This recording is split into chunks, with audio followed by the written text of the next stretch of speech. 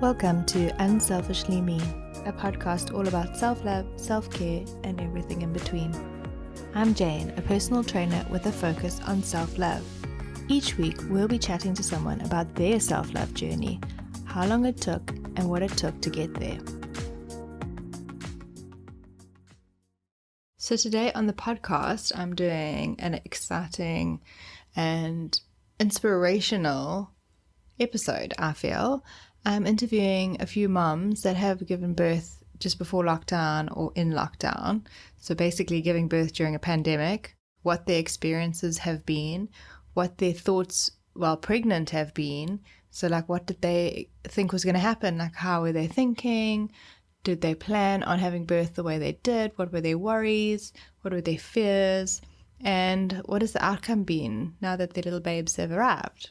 So I think that everyone will find this informational, and perhaps if you're pregnant right now and you have some fears, these will just quell those fears and make you feel a little bit more comfortable hearing what other people have been through and the positives that have come out of it. So really hope that you enjoy this episode with these amazing moms. And any intro I do for each of them, I just feel like nothing will be amazing compared to what they are. Like, they are superwomen and they have done the unthinkable, and they have just done such amazing jobs, and I've been watching their journeys, and they are just such beautiful people as well, and I'm really lucky to know them. So Nicola Fordham is a friend of mine. We've been friends for years. We're actually laughing about some of our memories the other day, and she has been on such a journey with trying to fall pregnant, and as you'll hear, it's been 4 years of treatments, and we were actually chatting the last time that she was having the last treatment. I was just trying to give her support, and you know me with my woo-woo affirmations and things. I was sending her affirmations. I'm like, make this your screensaver. And I think I need to get her on to talk about her journey with that, because it is incredible. Don't want to spoil it before we do an episode on fertility perhaps, but yeah, she's just been through so much, and it's just been such a positive experience. And then to have this pandemic land on her doorstep, like, I can't. So I hope that you enjoy this version of her having her lockdown baby. Hi Jane, thank you so much for inviting me to chat to you about our experience being pregnant and having a baby during this pandemic. After waiting so long to have a baby, 4 years of treatment and heartache and whatever, I don't think we ever would have thought we would have been bringing this little precious baby into the world during a global pandemic. It's still quite weird to even think about it, to be quite honest. Thankfully, I was near the end of our pregnancy when we went into lockdown. So Matt only missed 2 scans. And at that point, we kind of knew what we were doing. And so the scans weren't really important ones. That didn't really bother us. It was more the sudden realization that the hospitals were making extreme rules where dads weren't going to be allowed at the birth, or if they were allowed at the birth, they would have to leave a couple of hours later. And honestly, that was, for me, the worst thing, the worst kind of worry. We, not knowing what we were going to be up against. My gynae was very good at keeping us updated, but he said, the rules can change at any time. And, this was at the beginning of lockdown as well. So we were all so new to everything that was going on. And so every day was a little bit of a worry. But to be quite honest, we were so excited that we were finally getting our little miracle baby that, the excitement of him arriving actually trumped a lot of the nerves. We were told the day before he came, because we elected for a C-section at 39 weeks, because Jackson was due to arrive as a lockdown was supposedly ending. I mean, how naive we were to even think that those 3 weeks would be it. So to avoid any more nasty surprises, we decided to elect for a C-section, which I was never really precious about, having, I didn't really have an exact birth plan. I just wanted him to arrive safely. looking back, I do sometimes feel a little bit pang of sadness and anger that we kind of had to make we had to make a choice because we were so worried about things being so uncertain. But he arrived safely, and that was fine. Arriving at the hospital with a mask on in the dark was just very weird and very surreal. The hospital was very quiet. It was very eerie. But that morning we were just so excited. We took selfies and we set up the WhatsApp group with our families, and there was a lot of excitement, a lot of happiness, because really our dream was about to come true. So, we weren't letting the whole virus thing get to us, really. The theatre was another strange experience. I mean, all the doctors and surgeons and nurses and everybody wearing masks and visors, and I won't lie, the feel inside the theatre was very strange. Everyone was being told what to do because there were all these new rules, and it was a bit strange. But before I knew it, I was bending over with a massive needle in my back and not feeling anything. So yeah, I think, obviously once he was here, and Matt was thankfully allowed in the birth during the birth, which was incredible, and he got to go straight into the nursery with Jackson to have his skin to skin in his own time while I was in recovery. And they did say that Matt could stay over the night if he wanted to. Sadly, our room, which I shared with another lady, we didn't have an extra chair, so Matt actually just stayed for that evening and then wasn't allowed to return back to the hospital, which we were all very sad about, because on the Friday I was completely alone in my room when my little neighbor left the next morning with her baby. So it was very lonely, but we video called pretty much all day, and then because the hospital had a maximum stay of 48 hours, we got to go home on the Saturday, which was amazing. Those first couple of weeks, we were so grateful actually that lockdown was extended, because Matt was at home with us and we were just in our beautiful little baby bubble together, which I really was so grateful for, because I never realized how painful a C-section would be. I've had so many laparoscopies to try and have a baby with my endometriosis and everything, and I thought that was painful. So yeah, it was just so awesome to have him home, and but that little baby bubble, although we still love being at home together, and, as soon as Matt went back to work and those first few weeks were over, the virus and all that came with it slowly, the sadness actually set in. I haven't still had one visitor. He hasn't met any family except my mum. We managed to get my mum here a few weeks ago, so he got to meet her at just under 3 months old. No other family members have met him. No friends, except my best friend, who I really needed as well, for my sort of mental health. So, and honestly, we're still struggling with this a little bit. We go for our walks and whatever, but when we see someone we know, I just want to throw Jackson in their arms and let them hug him and kiss him, and and we can't do that, and I'm finding that extremely difficult. The fact that my husband Matt's family in London, we have no idea when they're going to see him. Just even being it's just being at home all day every day, and not being, he's 3 months old. I want to take him for swimming, and I want to go and meet other moms, and I thankfully was part of an amazing postnatal group of 5 other moms, and they all the babies are around Jackson's age, give or take 2 weeks or so. And they've been incredible, but none of us can meet. And, all these babies are starting to, do their tummy time and just get so cute, and no one can see it.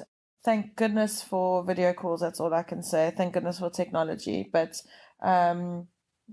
these, just him not having contact with other friends and other adults and family and stuff is really just breaking my heart every day.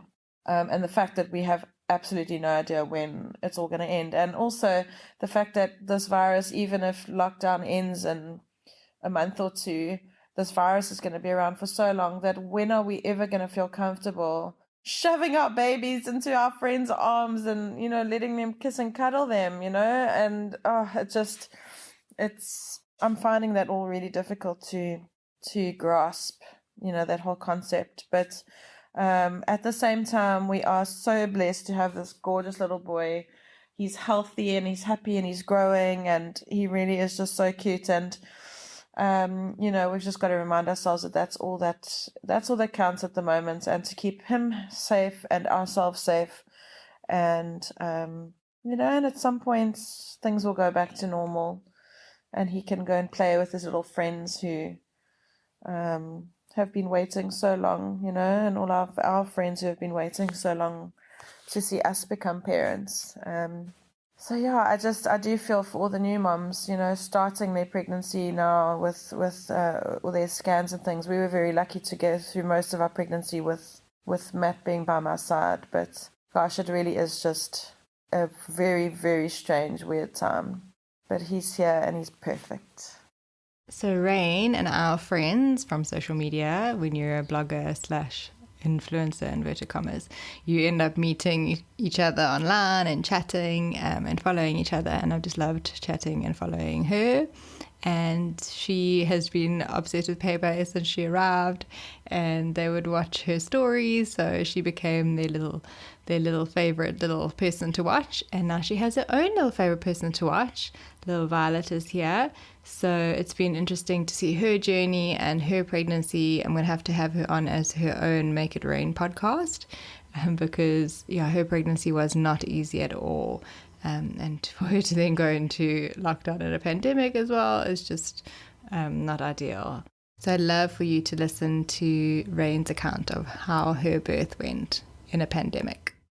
Hi, my name is Rain Alexander, and Jane has asked me to chat a little bit about my experience having a baby during the coronavirus global pandemic. I'm a big fan of Jane's podcasts, so it's very, very cool to be here today, even though it's virtual and there is no Jane around me chatting about my experience. But yes, my name is Rain Alexander. I'm 26 and I live in Cape Town. So my pregnancy experience was very dramatic, which thankfully was not made too much more dramatic due to COVID. It was only really affected right at the end. So thankfully we went through my entire pregnancy, which spanned from July to March. We went through the whole thing without COVID having any impact at all. My partner, my boyfriend, my baby's dad, they're all the same person, by the way. I just named 3 people. He was allowed at every single scan, so that wasn't an issue. I do share my heart really does go out to the women who aren't having those experiences right now. Anyway, we had planned a midwife-led home birth, potentially using a birthing pool, completely natural, maybe having a doula. It was going to be a completely natural experience. That's the way we planned it. That's what we were aiming for. We did our antenatal class, focused around a natural home birth. All of that was all sorted out. I did, however, have quite a complicated pregnancy. It was a triple high-risk pregnancy, which I won't go too much into right now. But like I said, it wasn't made more complicated with COVID. We didn't even have to have a COVID test at the time of me giving birth. But basically, the coronavirus pandemic really became a huge, huge point of concern in South Africa. Only, even though it was around from December, it was really only a big deal from mid-March. And then to cut an incredibly long story short, I went in to book my C-section because obviously triple high-risk pregnancy, you're not going to get a natural home birth. I went in on a Friday, the 20th of March. It was a long weekend to book my C-section in hospital. And I was basically told on the day that I would not be leaving the hospital. I was 36 weeks in one day at the time, and I was told I would not be leaving the hospital. I would be having my baby that afternoon. I had originally gone in to book my C-section at 38 weeks. Like I said, it's really cutting an incredibly long story short, but I was moved from private care to a government facility because there is one high-risk maternity clinic within Cape Town. So my amazing angel of a doctor from my private hospital, he actually transferred and referred me to a government facility because we thought my daughter would be needing some very intense neonatal care when she came out. Anyway, so he had referred me for a C-section at 38 weeks. So like I said, no COVID testing was needed to be done at the time.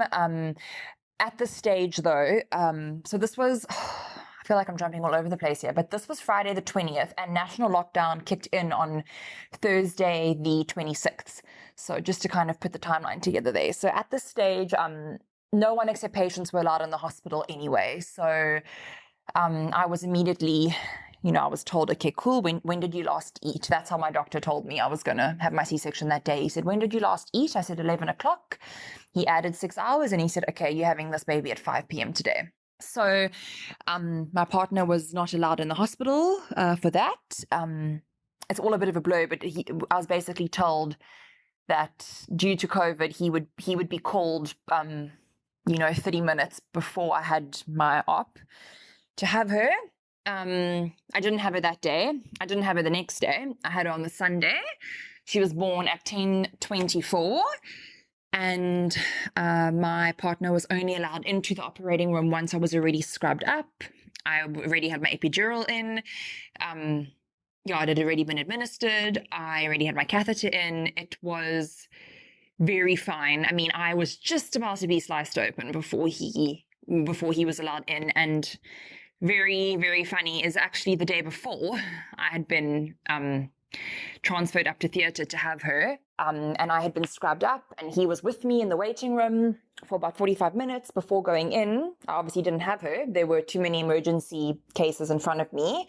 I thought I was having her. We even took selfies that we sent to our family to say, woohoo, about to have a baby. Then the doc came out and told me, very sorry, too many emergencies. I won't be having my daughter today. The point that I'm trying to make is that at this stage, which was less than 24 hours beforehand, he was allowed in the waiting room with me. And less than 24 hours later, the protocol had already changed so drastically that he wasn't allowed in until I was on the operating table, unable to feel my body.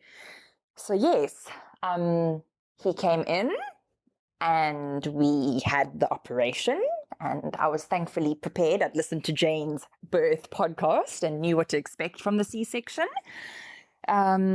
He was allowed to stay with us for 4 hours. He only stayed for 2 because nothing to do with COVID, though. Just he'd been driving back and forth from the hospital, being told we were going to have a baby 8 times in the last 48 hours. And each time he was turned away because I was not having the baby. So he was a bit exhausted. So he stayed for 3 hours. And I was quite happy for him to leave. It was just a lot to be dealing with at the time.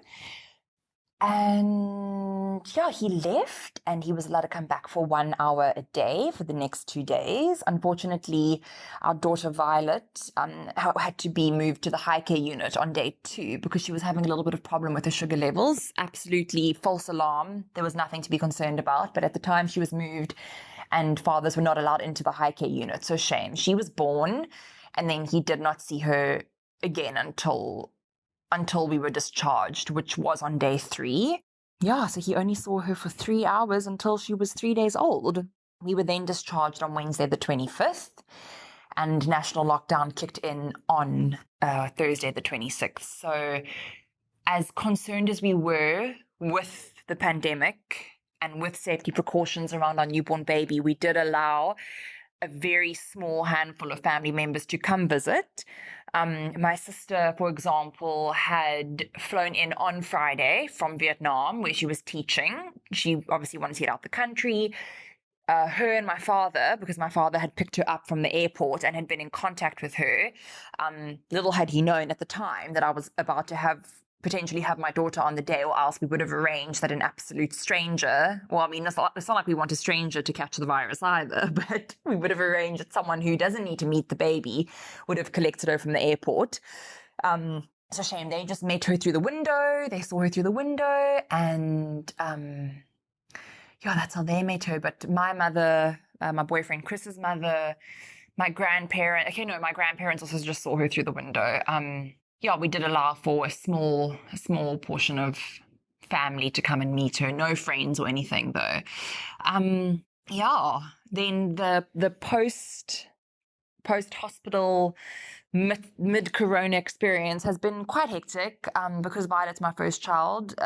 There's nothing really to compare it to, but I've had a very, very what I want to call easy experience. Obviously, there's nothing easy about motherhood, but it's definitely been a smooth transition, something that I'm absolutely loving and I feel like we're thriving at. They do say people with difficult pregnancies have a much smoother, fourth trimester, so it's been an absolute blast, an absolute blessing, and Corona has played a huge role in what we do with Violet and getting her out into the world. But it's got so many benefits, so many pros and very few cons, even though it is sad not having her meet friends and extended family, but we are coping, and like I said, I've got nothing to compare it to, so I would not have it any other way. This episode is brought to you by Jungle Juice Plus, South Africa's healthier version to making your own jungle juice.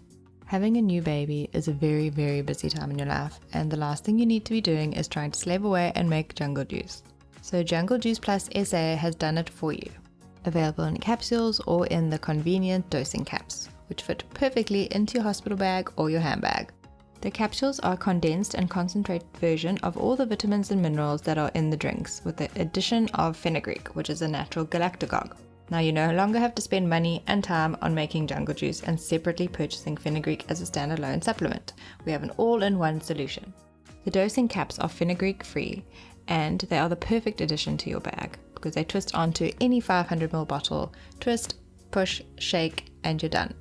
To find out more about these products, head to www.junglejuiceplus.co.za. So up next we have Kelly Lynch. She is a dietitian from South Africa, but she is in Dubai now. So she's living and working in Dubai.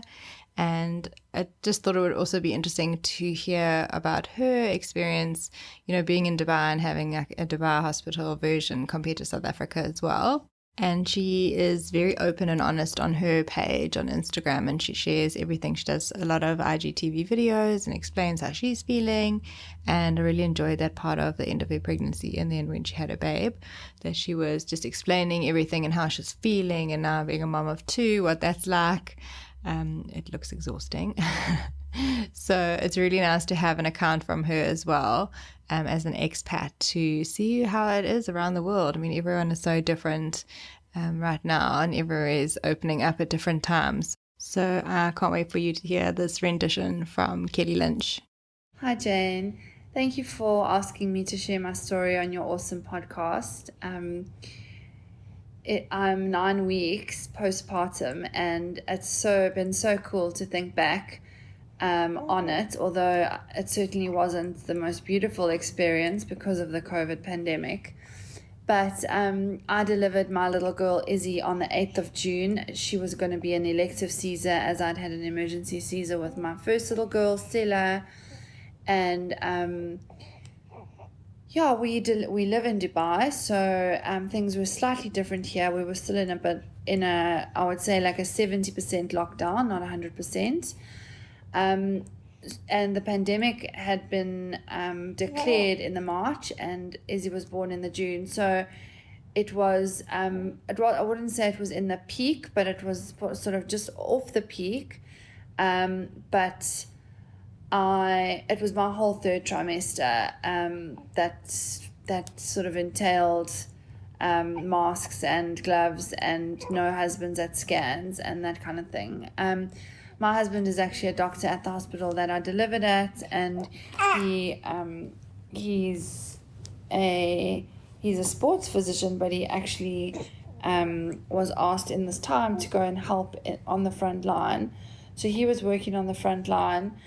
And that unfortunately was constantly in the back of my mind, as I knew I had to have a COVID test before I delivered Izzy, and I was terrified because at that stage the rule in Dubai was if mom tests positive, mom and baby were separated at birth, and baby was put into NICU because at that stage no babies were being born with COVID.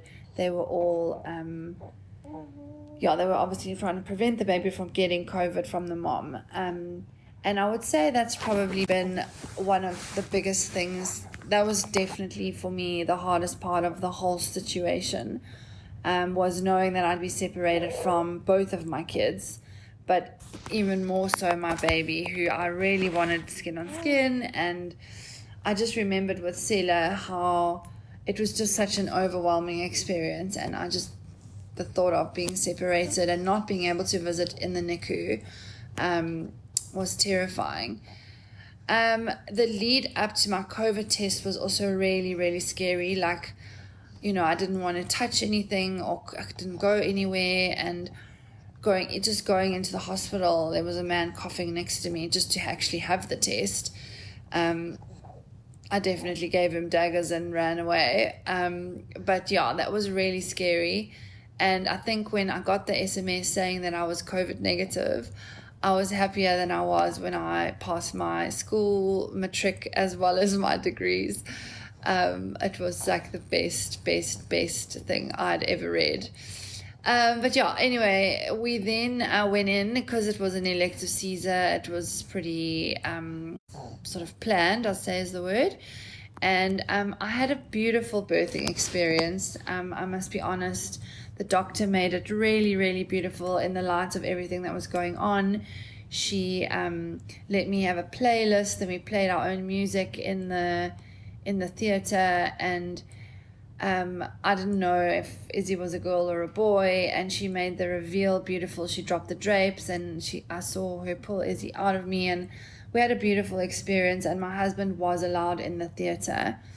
Quite a lot of question marks for me though, as he obviously tested himself because he was in the ER and didn't want to infect the whole maternity ward, but there was no mandatory test for husbands, which I found really bizarre, that husbands were allowed to go into theatre but not have to have a test. But anyway, we then were even more fortunate that there were no visitors allowed at the time, like no deliveries allowed. You weren't allowed to bring anything from the outside world into the ward. But they gave us special permission to bring Sela in to meet her little sister, and that in itself came with a whole lot of anxiety from me as to whether that was the right decision to make. But we did it, and I must be honest, it was one of the best moments of my life, watching the two girls meet, and I'm just so grateful that COVID didn't take that away from me. I actually get a bit teary thinking about it. Jane, and then coming home, and that first sort of month and a half of postpartum was an absolute muddle of emotions, and I just didn't know what I should do. And everyone was like, go with your gut feel, and I didn't know where my gut was as to whether people could come and visit, and if they came, should they leave their masks on? If they didn't, obviously they wouldn't hold Izzy, but should we sit with the doors open? But at the moment in Dubai, it's summer and it's boiling hot, like 44 degrees outside. So I feel like, I know this virus has stolen a lot from everybody, but I would probably say it stole the beauty of my third trimester from me, in terms of like that beautiful like home stretch. And I always say I'm a lucky pregnant person because I am really tall, that I have a lot of space, so I'm not super uncomfortable. But I battle to fall pregnant. So by the third trimester, I kind of feel like I'm in the safe zone and my baby's going to be okay. And I didn't have that because I was so anxious. But then as well as it took away that beautiful second time mom, not as anxious as I was with the first, very, very newborn, showing off your baby phase. No one met Izzy until she was 6 weeks. And then it was a select few friends, and even now she's 9 weeks, and I feel like she hasn't got to know, she still hasn't met any family, because none of our family can come here or get out of South Africa. And if I think about the what I just said about things being stolen from us by this virus, the emotional load that it's put on me, it's stolen away that beautiful end phase, but it's also stolen it's not the right, because I think the governments are doing what they feel is right to try and help us and not get us sick. And obviously, being in a medical family, we all have different opinions on this. I was just at the forefront of someone working on the front line and him telling me what he was seeing in the emergency rooms. But I feel like it's stolen that family, that, none of our family will ever know Izzy. I have known Izzy as a newborn. With Silla, we had a rotating family. Friends were dropping food off. It was just a totally different experience. And if I just close, for me, I've worked through quite a lot of my emotions, that this virus has brought. But I said to a friend this week, I feel truly, truly blessed now that I'm on the other end of it. Izzy's healthy, we're home, she's 9 weeks old. I feel truly, truly grateful and blessed to have a child that was born during this pandemic. To rewind 10 weeks back, I would have been like, I can't believe I'm having to be pregnant in this time and it's not fair and all that. I'm now seeing it as a beautiful gift that I was given. This legacy will live on forever, and the souls that have come to earth through this time truly are brave and bright and light, and how lucky we are to be moms of those children. So that's my story. Thank you so much for giving me a platform to share it, and I send you all my love. Next up, we have Dr. Megan Medina. She is a homeopath. She's actually from Durban. She's also a yoga teacher. She's incredible. I really enjoy being a student of hers and also being friends with her. She's also a doula, which is incredible, and she's helped birth quite a few babies herself. So I knew that she would have a really peaceful and blissful birth just from her experiences, but hearing her talk about it has been amazing. And it really does give you hope that if you plan to have a home birth, that it can be exactly what you want it to be. So I think during the pandemic, if any of you are thinking about having a home birth rather than being in the hospital because you're worried about germs and the virus and that kind of stuff, then this is definitely someone to chat to about that. And she is very open. So if you want to send her a DM on her Instagram, Dr. Megan Medina, then do so, and she will chat you through all her options and what she decided and what she wanted and how she went about it. Also with the experience of being a doula, I think it really does help for her to give you some advice on what she thinks might be right for you if that's the way that you want to go. So I'd love for you to listen to Megan. Thank you so much, Jane, for asking me to share my story with you. So the question is why I chose to have a home birth during the pandemic. And that comes down to why I chose to have a home birth with my first child, actually, which was 3 years ago. I always felt a lot safer in my own home.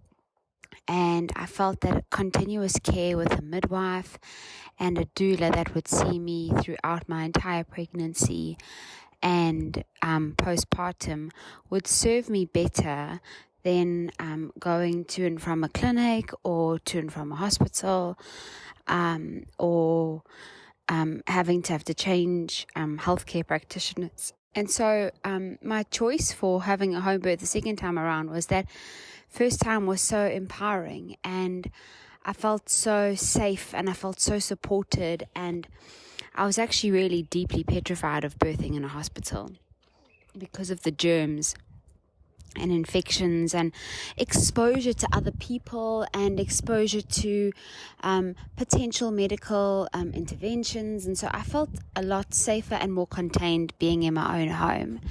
And the birth itself went really well. And the only people at our birth were our midwife, doula, my husband, myself, and then, of course, little Josie. So when it came around to birthing, or for wanting to birth Joshua, I decided that a home birth would be a wonderful continuation of what I had already experienced. And so I had to find a new midwife in the area and a new doula and a gynae in a hospital that would choose to back us up, which we luckily had. And the patient care from the midwife was impeccable. And because there was, I suppose, a pandemic, perhaps it was even more. She was really attentive to all my needs, not only the needs of the baby, but also, physical health in terms of blood pressure and, weight gain and breast, how your breasts are doing, but also mental and emotional health. I think, knowing that you are going to be birthing at home where you don't have the intervention of pain support like an epidural, and if you do need to have to be transferred to a hospital, it's going to require a fair amount of mental and emotional preparation. And so she really coached me and guided me and supported what I suppose came quite intuitive to me in any case. What did change in terms of the pandemic was that I was even more determined to birth at home. And knowing that you are going to birth at home means you have to be in the best mental and emotional and physical space. And so I really tried my best to stay away from very stressful situations and stressful people. I chose to put lots of boundaries up in terms of work. I practiced grounding and being outdoors every day. I practiced meditation and hypnobirthing every day. I had to remind my husband that he's going to play a major role in terms of physical and emotional support, and how he needed to clear any issues he was having, and he needed to be 100% fully supportive. So we worked quite a lot together in terms of that. We also had to put in place what we were going to do with my daughter. I didn't want her to be at our birth. So we had to put a little game plan together. So there was a lot of planning, a lot of preparation, a lot of work that went into making sure that everything went according to, or as best as you can, I suppose, in any of these situations, but according to the plan that we needed and wanted to have a home birth. And so the birth itself was really beautiful. I had an incredibly fast birth with my first daughter. It was 5 hours from start of contractions to delivery, and the same happened with my little boy. It was 5 hours from start of contraction to delivery, and I really believe it's because I told myself that that is what I was going to have. Every single day I affirmed that I wanted to have a smooth, efficient, quick labor and a gentle and peaceful birth and delivery. And with this birth, I really wanted it to be completely hands off from the care providers and hands on from me and my husband, in that I would receive him and put him onto my chest, and that there would be nobody else's hands there unless we needed a little bit of assistance.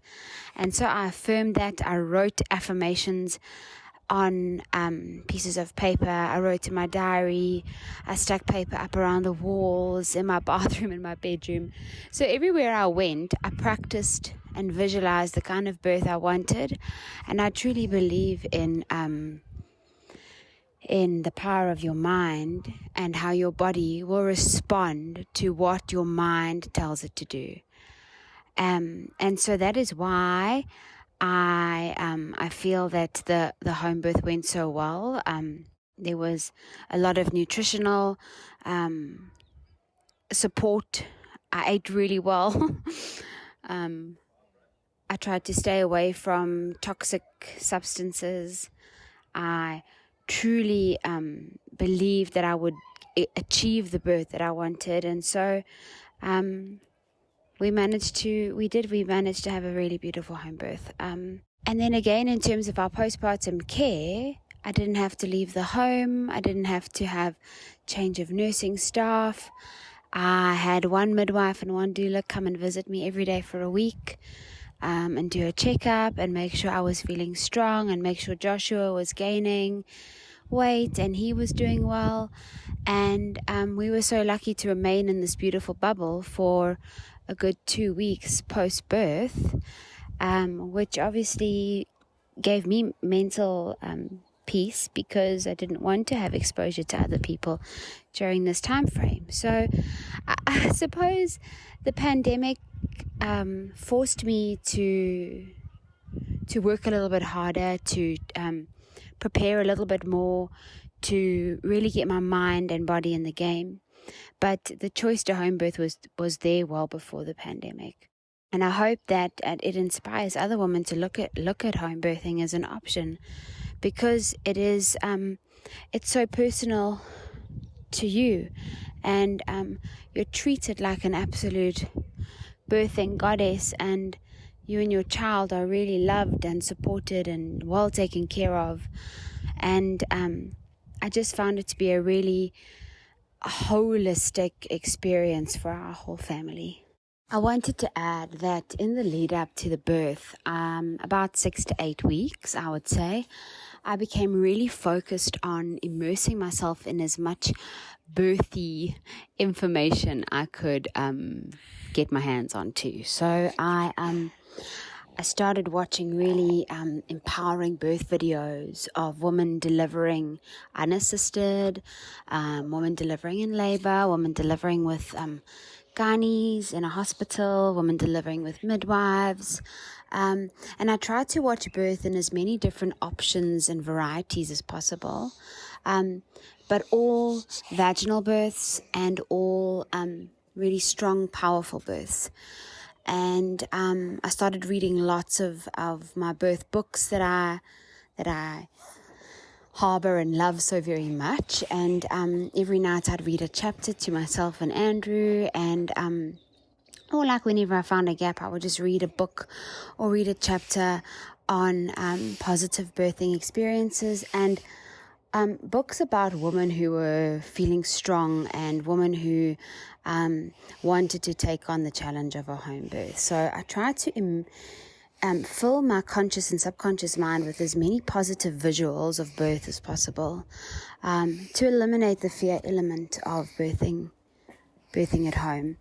I also started to really focus on affirming the kind of birth that I wanted. So anybody who spoke to me about a birth or about our birth plan, I would tell them I'm having a home birth with our midwife and our doula, and I would say their names. Where it's going to be a strong birth, it's going to be a quick birth, it's going to be an efficient birth, and the delivery itself is going to be peaceful and gentle. And I almost spoke it into being as much as I possibly could. The other tool that I utilized a lot of was the hypnobirthing meditations. They have two. The one is rainbow relaxation, which is just a really easy, beautiful, calming relaxation. But the other one was birth imagery visualizations. And the meditation speaks about your body being completely at peace, your body completely relaxing, your cervix opening, your child coming to you in the perfect time, your baby being delivered in a gentle environment, or your baby coming to you through soft tissues. And so you actually start to visualize your body opening, relaxing, dilating, and obviously the baby moving down the birth canal. So I found those visualizations incredible, and that is actually what I listened to when I was in early stage of labor. And the birth itself was really special. At 4 o'clock in the morning, or 4:30, I felt the early stages of contractions happening. And at about 4:45, my daughter, who was still in the bed with us, rolled over and started to really love me and hug me and kiss me and caress me. And I remember her her little hands on my face. And we had this really special moment, and she's not really much of a snuggler at the best of times. So it was almost as if she knew something was happening. And then she said, "Okay, Mom, let's get up." And I was like, "Hell no, Andrew, get up, take Josie downstairs, go and watch some TV or make some tea or something." And he's like, "No, it's so early." And I was like, "Listen, bud, I'm in labor, move along." And so the two of them went downstairs, and I just closed the bedroom door and I put my birth tracks on, and I tried to sleep through early stage labor. About an hour later, I said to And, he needs to phone the midwife and doula. They need to get over. I can feel things happening. They're getting much stronger. And the contractions were really quite close together. At this stage, I'd asked my sister-in-law to come and fetch Josie. And so she went to my sister for the day, or my sister-in-law for the day. And they had a really lovely time together. And so I was able to completely let go, not having to have to worry about Josie's needs or wants, or how she was going to respond to seeing me in a space of pain or out of body intensity. So obviously between maybe 6:30 and 7:30, I came downstairs. I got into the shower. I used the shower a lot to cope with that intense surge that takes over your lower abdomen and your lower back. At this stage, my husband had lit a fire and lit candles and had put on the music that I'd asked him to play for the delivery. The midwife and doula had arrived. The doula was rubbing my back, and the midwife said, "Meg, now is the time. I can hear that this baby wants to come. You're very close. If you'd like to deliver in water, now is the time to get into water." I got into the birth pool, and I had one big contraction, and I felt his head in my hands, and I felt this beautiful, warm hair in my hand, and I just left it there, and I waited. Midwife was hands off, just watching. Andrew had his hands on my shoulders and was breathing with me, and the doula was also just hands off watching. I think she took a few photos. I waited for the next contraction, where I felt his shoulder and tummy come out, and then it was literally like a little shift. I shifted my hip back and the rest of his body popped out, and I grabbed him and I held him underwater. And the midwife then said, no, she passed him closer to me, and she said, "Here, put him on your chest and just have a moment together looking at each other." And she said, "You will feel like a real intensity in your bum and in your belly, another contraction or two, and then you must push your placenta out." Which we did. It was like such a non-entity. It felt like a sneeze in comparison to that intense burning of the crowning head. And then he was on my chest, and we just sat there in the water, him and I, for maybe 10-20 minutes, just in this beautiful little birth bubble. I then wanted to get out. It was freezing. I wanted to put my dressing gown on and sit by the fire. And we decided to keep the placenta attached for about 2-3 hours until all the blood had drained. And then we sat on the couch and we breastfed and we spent some time together, and my hubby was in and out bringing us tea and snacks, and the midwife and doula were faffing and doing their thing. And then about 3 hours later, when this little man was having his first real proper nap, we cut the cord, and Andrew disposed of the placenta, and we managed to have a completely hands-off, hands-off,